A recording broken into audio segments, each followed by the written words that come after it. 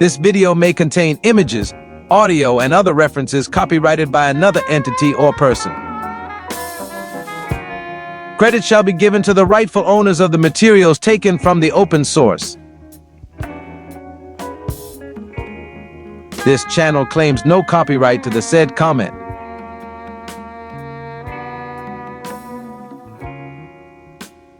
This video is for non-profit educational purposes. Copyright disclaimer under Section 107 of the Copyright Act 1976.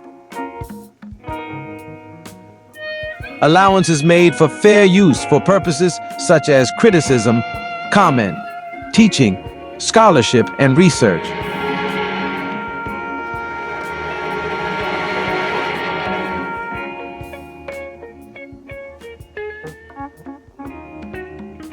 The Maggot Brain.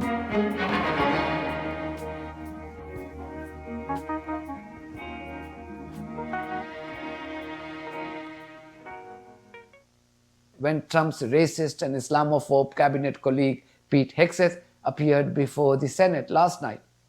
Just see the grilling by both Democrats and Republicans. Mr. Secretary, you recently fired the Army Chief of Staff, General Randy George, who's one of the most distinguished and decorated officers of this generation. General George's nomination came before us. We reviewed it thoroughly and we concurred. Why did you fire General George? Well, as I did then, and I'll say now, we thank General George for his service. And out of respect to him and other officers, we never talk about the nature of why certain officers are asked to step down. But we all serve at the pleasure of the president. And ultimately, my view in coming into this department, as I stated in my confirmation hearing, was to change the culture of the department. And it's ultimately challenging to change the department, the culture of a department with the same people who are a part of or in that department. So I have made many changes with general officers. We will continue to make changes as necessary with general officers, and they will be in keeping with the trajectory of where we would like to take the department. But it doesn't take away from the service of those. And I think you will note that every officer that's been asked to leave has been treated with respect. Of the 24 officers that you have fired for reasons unrelated to performance, since you have not indicated any cause, 60% are black or females. Now, did the president direct you to single out female and black officers to be dismissed? Senator, of course not.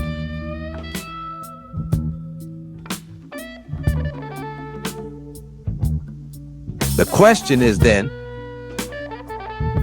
why does the new direction of the War Department and the established race of people currently maintaining it need to be changed? The following is an example of subliminal, neuro-linguistic demonization of the black man. One of the things I remember most in watching you on CBS News was your reporting from Vietnam. It was a seminal time, as the video said, a tumultuous time during the 60s in our country. And you went to Vietnam during 1968 at the Tet Offensive and came back and reported that we were mired in a stalemate, to quote you. And the question I want to ask you as a journalist, were you making news and affecting public policy at that time, or were you just reporting? I was doing something other than news. I was doing commentary and editorial commentary. This was a departure from everything I'd been doing and was taught to do. When I went over to Vietnam for the Tet Offensive, I'd been there several times, but I had to see why the northern, the communists were so successful. I was very much concerned, as others were. I went out on the battlefield and watched the fight going on and how we were doing with it. And when I saw it, I wanted to do this piece, but I came back. I was doing a straight news piece, and from there, and then doing a wrap-up of what I'd seen there in a documentary, which had been the intention all along. Well, the boss at CBS News at the time was a very strict journalism devotee and news devotee, and would not permit any of us to ever do anything like a editorial comment at all, not a two-worder he would fire us for. But now I came back, and suddenly he called me back into his office. I was doing working on the documentary I was going to do the next night. And he said, you know what, we may have a responsibility here we haven't recognized. We get all this mail from our viewers, and it almost balances out with the same weight of mail, because it was more than we could open, that condemned us for our reporting and thought we were against the war, and those who condemned us for supporting the war. And he said, as long as we have this kind of a reputation, I think we have a duty to work with that for the American people if they're good. I think you, Cronkite, ought to do a piece saying just exactly what you think about the situation out there, and let's see how it goes.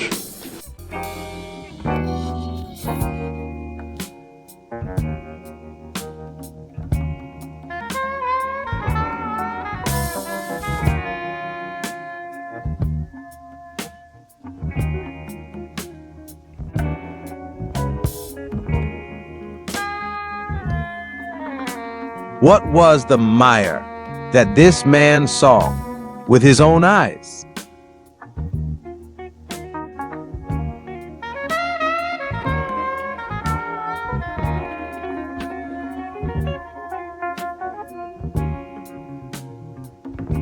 What did he see about the fight that was so utterly devastating?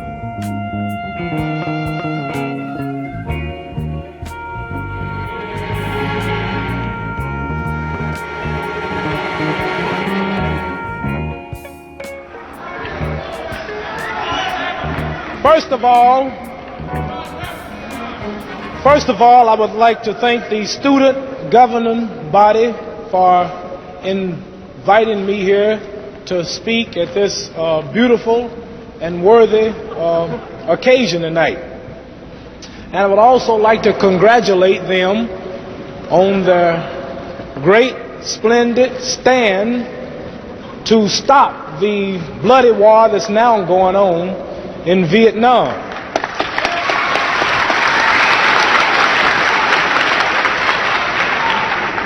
And as a Muslim minister, my own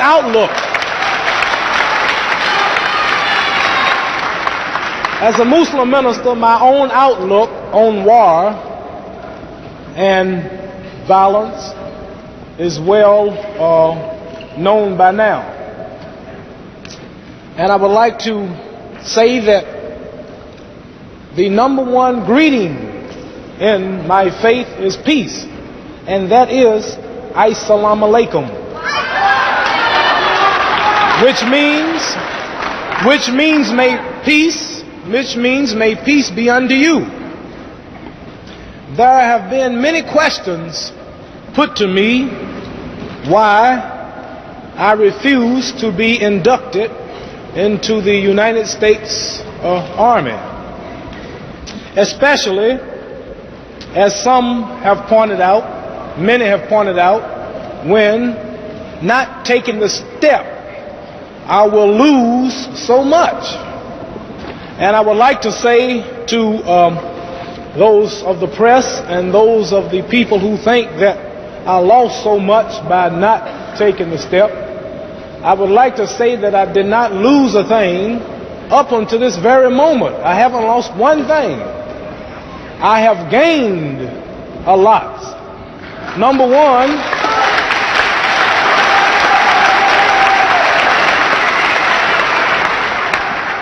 Number one, I have gained a peace of mind. I have gained a peace of heart. I now know that I'm in content with Almighty God Himself, whose proper name is Allah.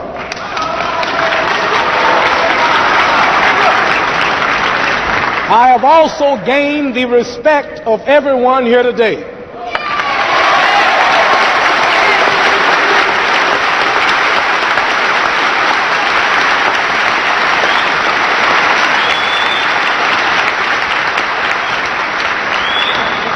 I have not only gained the respect of everyone here today, but worldwide I have gained the respect. People all over the world. And by taking the step, may have satisfied a few people who are pushing the war. Even if the wealth of America was given to me for taking the step, the wealth of America and the friendship of all of the people who support the war, this will still be nothing if I am not content internally and if I'm not in accord with the will of Almighty Allah.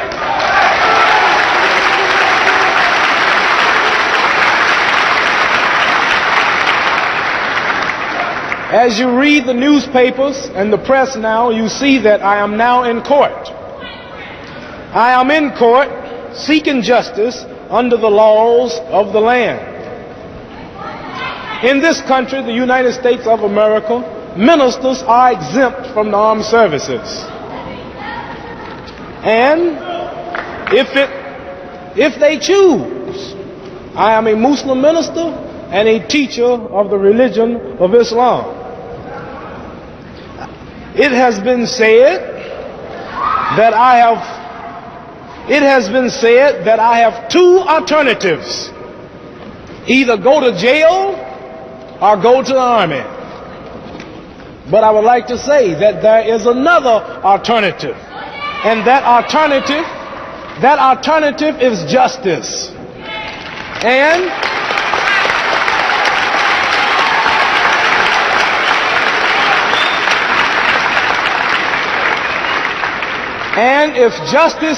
if justice prevails, I will neither go to the army nor will I go to jail.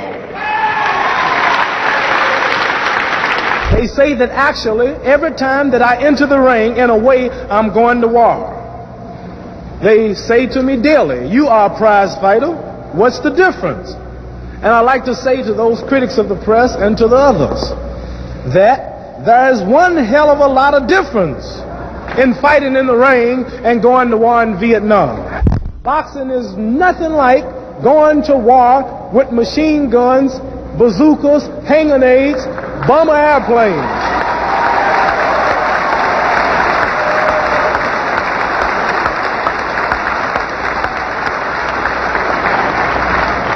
My intention is to box to win a clean fight. But in war, the intention is to kill, and continue killing innocent people. That's what the business is war. No more than 5, or else the riot squad is going to come, and they want to know, this happened before.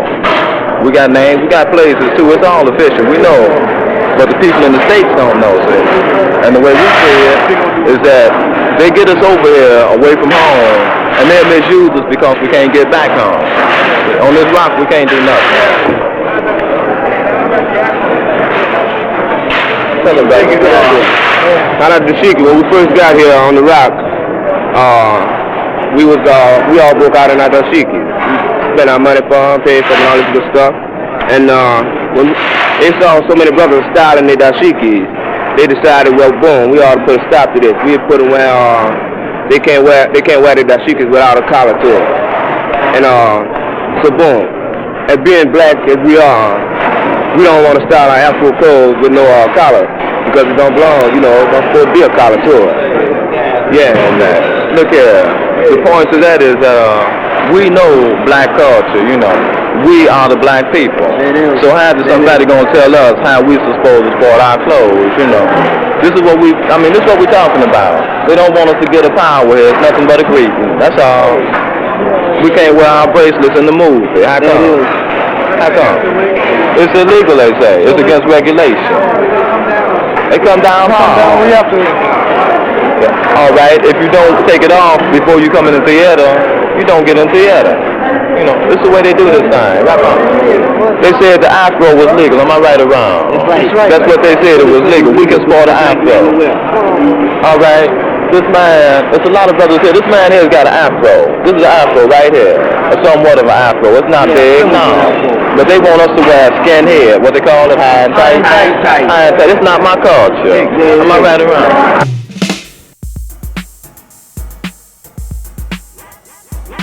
After these messages, we'll be right back.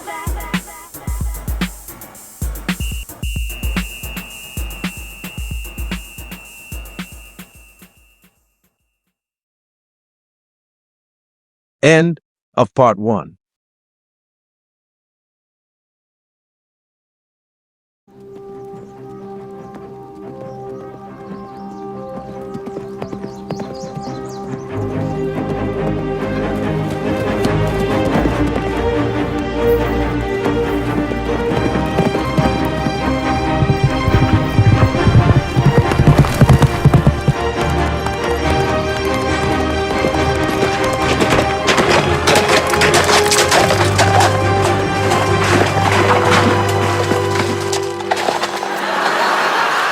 Mind stepping down off your horse, please, sir?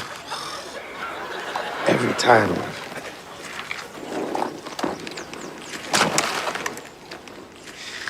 It's your horse, is it, sir? Yeah, it is. Bit early to be galloping, isn't it, sir? I didn't know there was a law against galloping, bruv. There isn't. Yet. Mind if I check your saddlebags? Go ahead.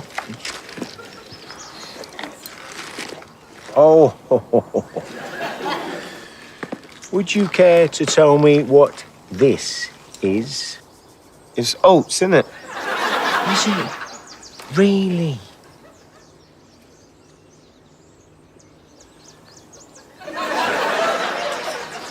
Can I go now, officer? Hey, yo, my man. Why don't you leave the brother alone, innit?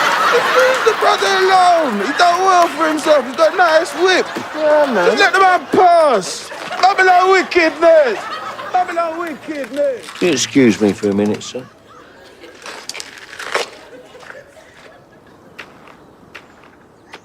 Babylon what? What? I never said nothing, bruv. Weren't me. I can't even speak, you know, bruv.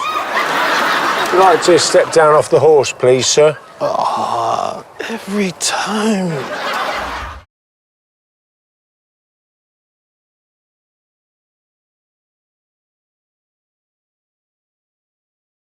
Part 2.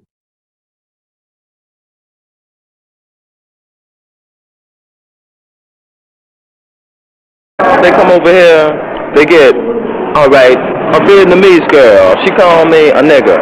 A nigger, Vietnamese girl. I know it's not part of their language. Can't nobody tell me it's part of their language. But I'm gonna go over here. The beast, you know that. See, we go over here, we fight. Okay, we fight to defend the water we drink, the land we grow our food on, and our way of culture. We also fight to protect Rockefeller's foundation. We fight to protect J.P. Kennedy's foundation. All these different kind of foundations that the black man can't partake of, you understand? And then we go back, we're continuously harassed. It's not necessary. This ain't what we heard, this is what we know. See, we've seen it from the bird's eye point of view. We are the people here now, see. We see it now. This ain't what we heard, you know. Also, I know y'all haven't been out in the Ville. Muhammad, what do you do these days now? It seems I've sometimes wondered what you're doing. You know, it's really strange. I'm actually more busy now than I was boxing, because at the time I was boxing, I had to go in training for like 3 months before a fight. Yeah. And like immediately after a fight, I was signing for another one, and I was like on the streets for like 3 weeks, and then I was back in training. And I fought as much as 3 and 4 times a year, and training 3 months each fight. I was mostly in camp.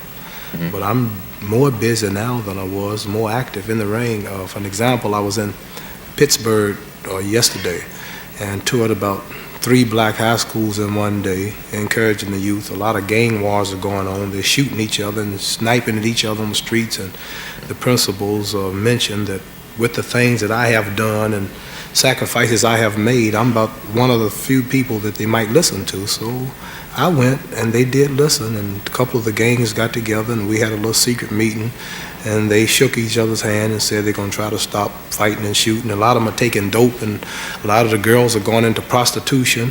And we went to the schools, we talked with the various groups, and we had a good time. And I'm on a college tour also, and my agent, Richard Fulton here in New York, says that look like we're going to be booked for another 2 years in the colleges. And I'm also franchising about 500 restaurants called Champ Burgers. We have 5 of them in the Miami area. Champ Burgers? Champ Burgers, right. And we're negotiating on about 10 more buildings in Georgia, and we're coming up here and all over the country. And also, Random House will be coming out soon with my life autobiography, about 4 more months. So I stay pretty busy. That's pretty good. Is there any? How do you stand now with the possibility of going to jail? Oh, I don't know. I'm just waiting any day now. Do you think about? Do you think about that though? Do you ever think what you'll do if you? Well, yes, you think about it at nights when you're in the bed. You think about, if I went this way, what could have happened if I went this way, and I've figured it all out. Yeah. No people gain freedom until some have to die, some lose their wealth, some give up money, and like I would say, the white race, when your people first got here, they didn't have these cameras and televisions and jet airplanes and air conditions and Howard Johnsons and Holiday Inns and Americana and Hilton hotels. They had to fight the Indians, watch their daughters raped and scabbed. Took 6 months to go from here to Los Angeles. Now you can do it in 3.5 hours, but nevertheless, they kept fighting and cutting down the trees, and they didn't see this, but they made a way for the present whites to rule. And the Japanese in World War II, they had these flights called suicide missions. They knew they would die, but they ran that plane right. His life meant nothing when it came to the freedom of his daughter, his son, the future of his nation. And I would say, like the astronauts, 3 white astronauts almost got stranded in space, and their wives are waiting, and the children were worried because they could have been out there now, still in orbit. Yeah. But for the progress of white America in space, 8 astronauts died on the ground, and 3 almost not got back. But whenever people want to really make progress, some have to sacrifice a lot. And I like to say, white America right now is spending $30 million a day in Asia. Black and white boys are dying unjustly for nothing just to free somebody else. So why should I worry about going to a little old jail to free my poor people who's been catching hell here for 400 years?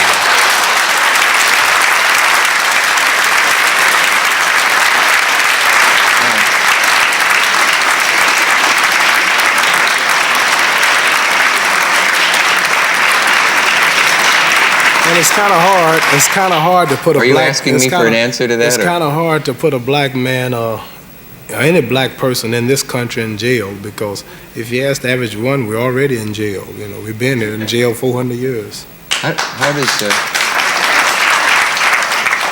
the subject changed so many times in that long sentence that I'm going to talk for a second now.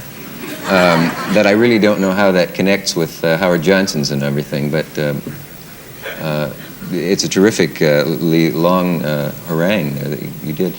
Do you feel bitter toward the entire white race? Do you think there's something about whiteness that is evil? No, sir.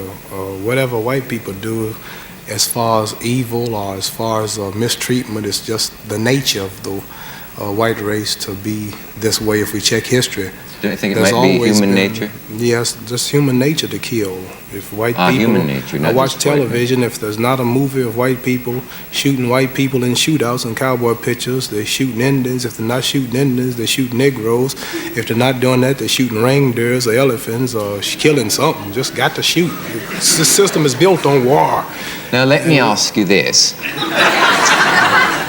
Do you think if it had happened the other way around, for some reason in what's the word, evolution, if the genes and the pigments had happened to work some other way, and if the nation of Africa, if the continent of Africa had developed the kind of civilization that ours has, And is it possible that what I'm trying to say is there something intrinsically?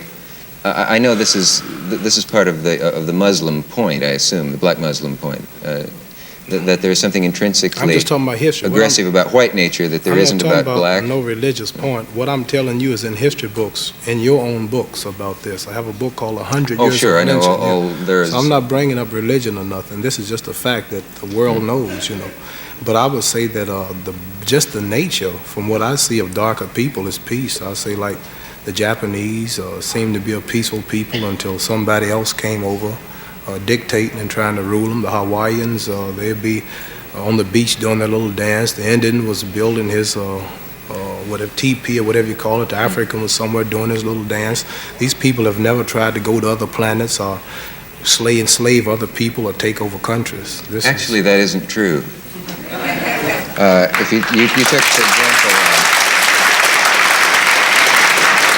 let me just, I don't want to get in an argument with you, but Tahiti, for example, is always used as an example of the paradise that the white man came and destroyed. But if you look into the history of when, I'm an expert because I just read a book about it, Captain Cook, but that supposedly peaceful paradise where people did nothing but pluck breadfruit off the trees and make love and had no disease until the white man got there, actually had a number of unpleasant aspects to it, like the fact that they strangled infants at birth. To keep the population down, that there were live human sacrifices. So I know that there have been outrageous injustices against the black people in this country, but it doesn't really get us very far to talk about something as if the white man were some sort of intrinsic devil that no other race is. You are right. What you said was the truth. The thing that you all have done to us is worse than the devil you told us about under the ground. How would you like it if I were to lead into a commercial now? Whatever you want to say, but when you say After devil, this message you're right. from our local stations, we'll return.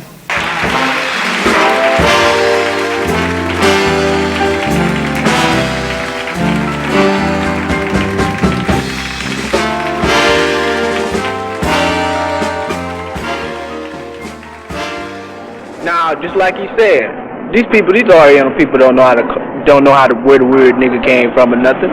They have to learn how to speak it. You go out there in that ville. The first time I come over here, I goes out in the ville, I falls into one of these places, and I'm thrown out because I'm black, you know? Because I'm black. They don't like us. They say, we start trouble. Now who done put this stuff in their mind? You know what I mean? The beasts came over here and brainwashed these people. We get out here and try to do our thing, and they want to downrate us. Right on. Because we're black. Because the beasts came over here and told them that we ain't nothing but trouble. Right. Because we got a strong rapper and they scared we're going to take the women away. Well, wait a minute. Let me tell you something about down south. Let's say down here in July this year right here, when the so-called beasts, this is what we call them because they act savage and barbarous like animals, they pull M16s on us. We had a USO show on the 4th of July, okay? The people, it was a soul show, people might say, because most of the songs were black, okay? Because of this, coming from the club where they had the USO show at, we come in contact with all these beasts with M16 rifles and whatnot, pointing at us, threatening to kill us. All right, well, this was reported to the proper authorities. The officer today, he didn't do anything. What did he say? Go hit the rack. A man that was in the opposing group, he threw a jar of cheese at the major. Nothing was done about that. But then again, when some of the brothers went and got their guns, you know, was going to get their smoke poles and use them. This is self-defense. Everybody come down on them. If I ever hear you going lock and loading your weapon again, you going, I'm going to lock you up. You'll be in jail from now. This kind of thing. You know, some more brothers know some more incidents. We don't get a fair shake.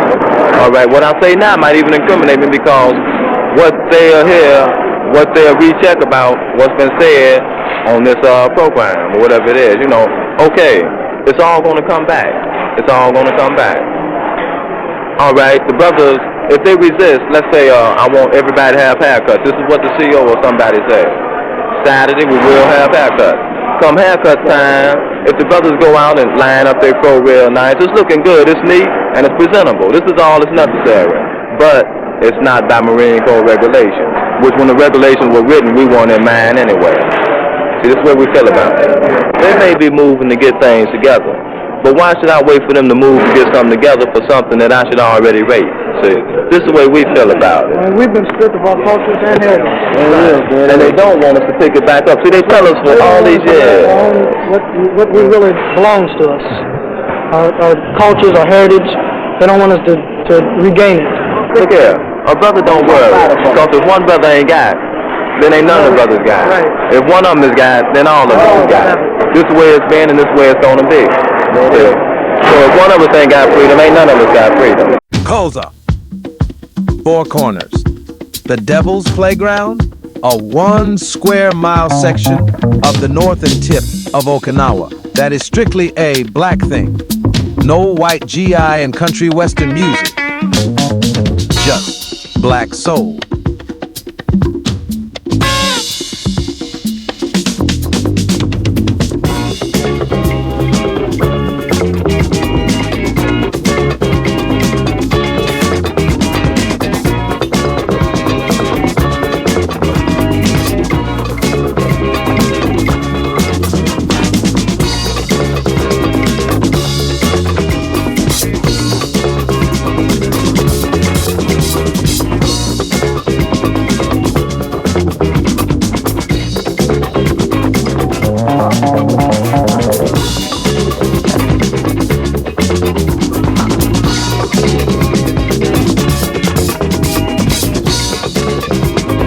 Was the so-called nigger the U.S. military's devil?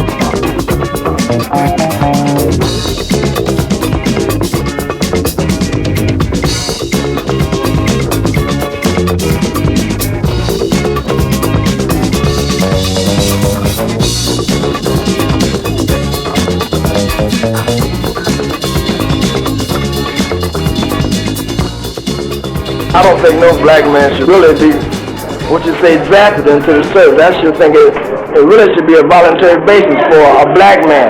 If he's feeling up himself that he should want to go fight for this country, he should be allowed to.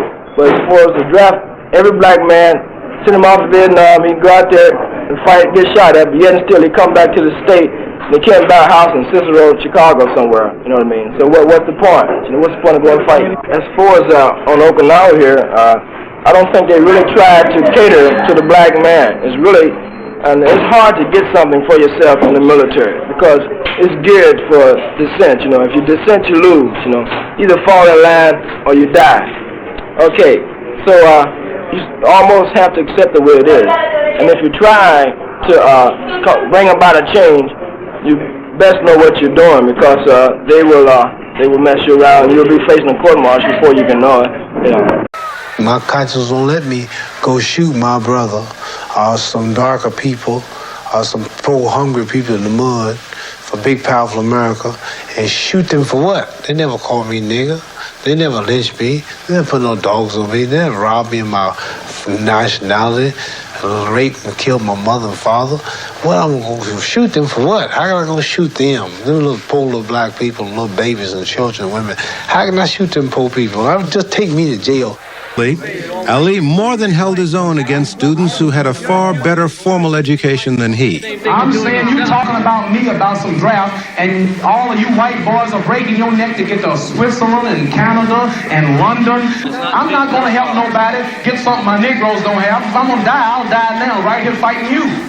If I'm going to die, you my enemy. My enemy is the white people, not Viet Congs or Chinese or Japanese. You my opposer when I want freedom. You my opposer when I want justice. You my opposer when I want equality. You won't even stand up for me in America for my religious beliefs, and you want me to go somewhere and fight, but you won't even stand up for me here at home. What happened was they were having country and western on every Saturday, and it wasn't having any soul at all in the Army clubs. So I think it was a mutual feeling among all black people in the United States Army and the Medical Center that why the fuck should we have to put up with a country and western night without having any soul at all? So we decided to attend, country and western one night. And we did, and what this brought on was MP cars and chaos and arresting and checking for your pass and checking for your qualifications and so forth to be in the club. If things of this nature go, it's our club too. Why the hell should anybody come around and see us? Just because we come to the club one night.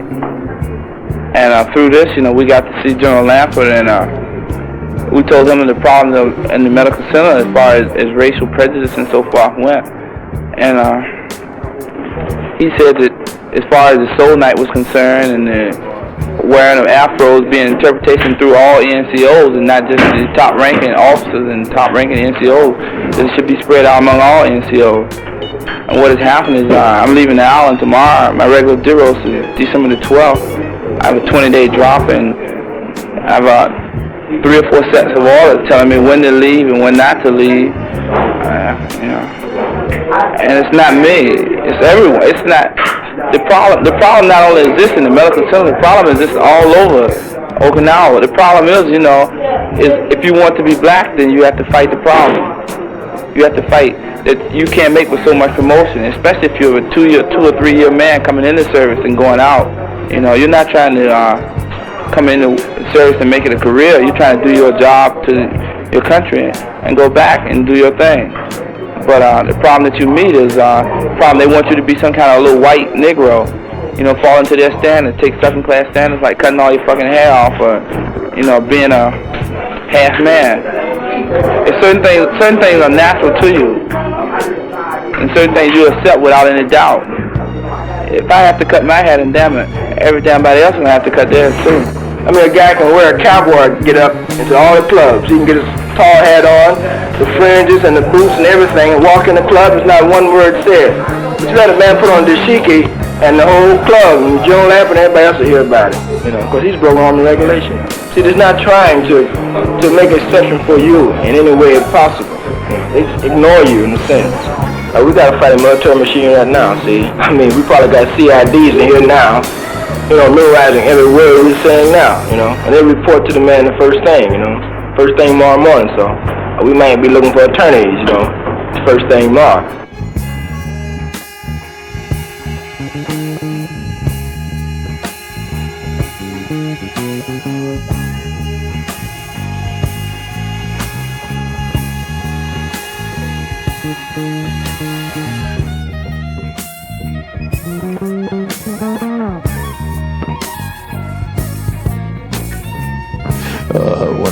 When I went over to Vietnam for the Tet Offensive, I'd been there several times, but I had to see why the the communists were so successul.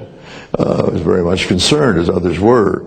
I went out on the battlefield and watched the fight going on and how we were doing with it. And when I saw it, I wanted to do this piece, but I came back.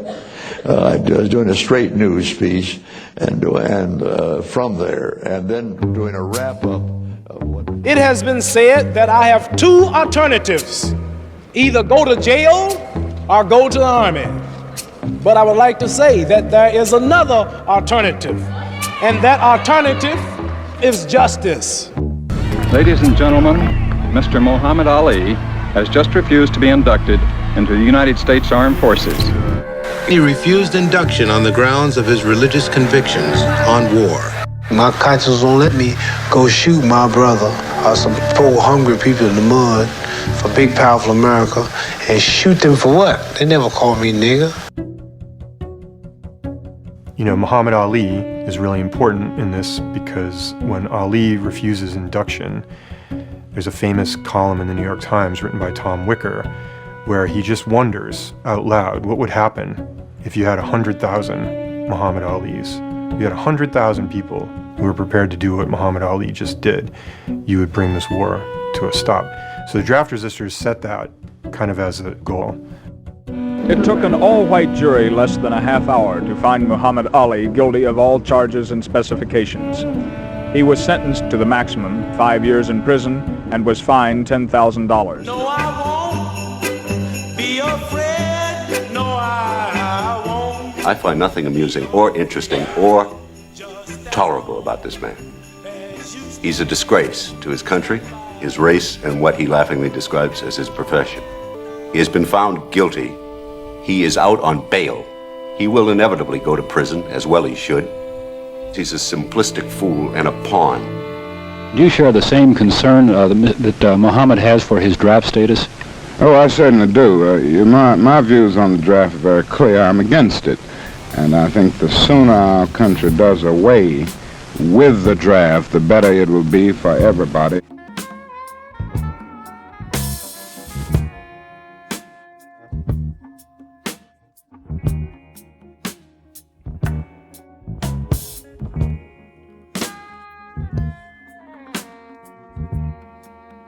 And so I sat down and wrote my piece, which said that I thought that we were losing the war. We were certainly not winning it. The cost in blood and gold was just too much for us, and that the only thing for us to do was to get the devil out of there.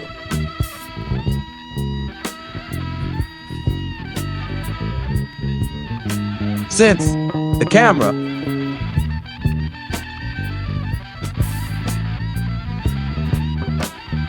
immediately pans to this black man,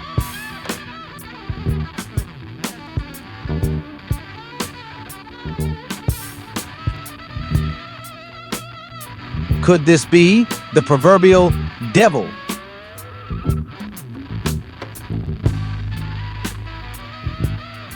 Being subliminally spoken about? Well, it was pretty strong piece for the time. But he said, if that's what you believe, that's what we put on the air.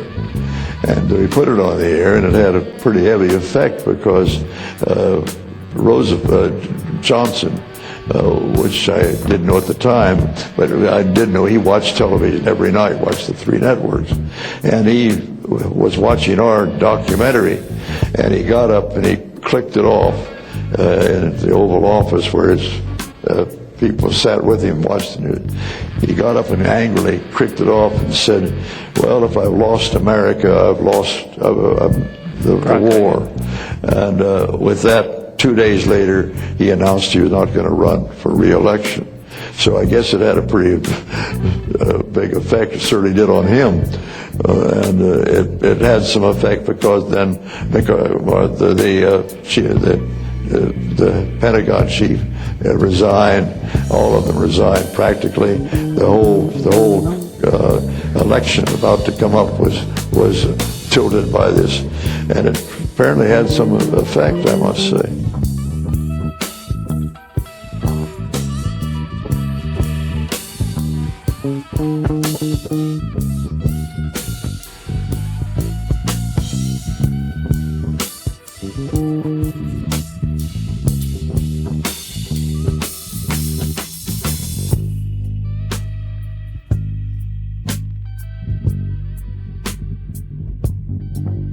There were so many black and white soldiers who defected, who also trained and fought alongside the Vietnamese. This fact alone made it next to impossible for the USA to win the war. When many of these united black and white soldiers returned home, many of them were disgraced, demonized, disrespected, ostracized, vilified, persecuted, and blamed. Black soldiers were accused of being communist sympathizers and of betraying their country, also of insurrection by colluding and conspiring with the so-called enemy.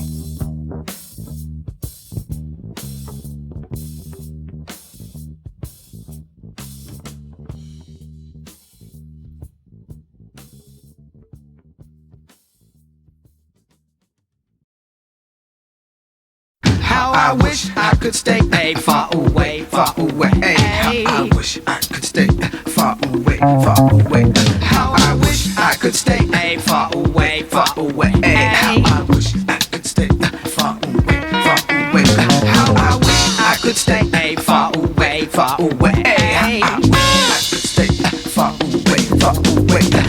Away from the million masses, felt the vermin and gases. Muggins, thuggins, their naked bodies that they gon' march and pass. Jamming at modesty in miniskirt mask. And it's a trip I could stay far away, far away. Yes, it's a trip I could stay far away, far away. From the screaming and cussing, from the gambling and hustling, from the nodding and cussing, from the confusion of integration and segregation. the nation. Separation, y'all, separation, y'all, separation, separation. I wish I could stay far away, far away. Strip, I could stay far away, far away. Yes, I trip to escape the environmental rape, the industrial waste, and the rivers and lakes, the mad, mad race for the vastness of space, the clamor and fuss to wicked pace, the hypocrites call of justice for all. Though this cannot be for people like me, there's no place for the poor, y'all, in this society. I wish I could stay far away, far away. There's no place for the poor, y'all, in this society. I wish I could stay far away, far away. So I trip and I flee from the things that I see. Yes, I trip and I flee from this brand of liberty. Yes, I trip and I flee. So perhaps for a moment I might be free, free, free. I might be free, free, free. And it's trip I could stay far away, far away. It's a trip I could stay far away, far away. Yes, I split with my mind through the passage of time, back when men were still men and the sisters were fine, and a man had a friend, and a man had a love, and a man has a land, and a faith to defend. I'm back in time before men and were deceived by the jet. I wish I could stay far away, far away. Back in time before men were deceived by the jet. I wish I could stay far away, far away. But alas, I come back to the real, to the fact of being poor, being black, being under attack, being under attack for just being black, being under attack for just being black, being under attack for just being black, being under attack, and that is a fact, and it's a trip I can stay far away, far away. It's a trip I can stay far away, far away. Yes, it's time we all took a real hard look at the lifestyle we had and the what we forsook, at our past and our present, at the future we crave, and at the things we encounter between the womb and the grave, and what we must do, and what must be saved, and how we must struggle, and how things will be when truth is revealed, y'all, and falsehood is die. I could stay far away, far away. When truth is revealed, y'all, and falsehood is died. I could stay far away, far away. I wish I could stay far away, far away. How I wish I could stay far away, far away. I wish I could stay far away, far away. From the witches and vampires that stalk me each day. I could stay far away, far away. Far away from the hunter that makes me the prey. I could stay far away, far away.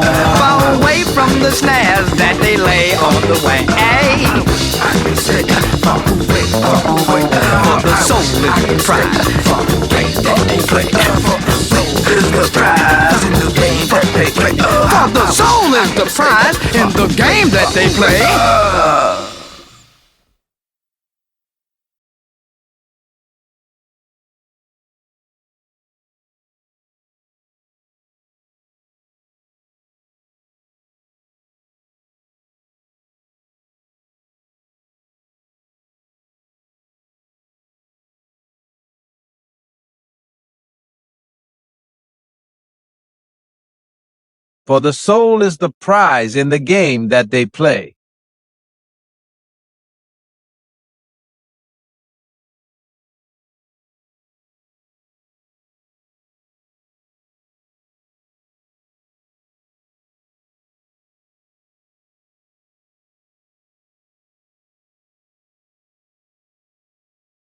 Thank you all for watching.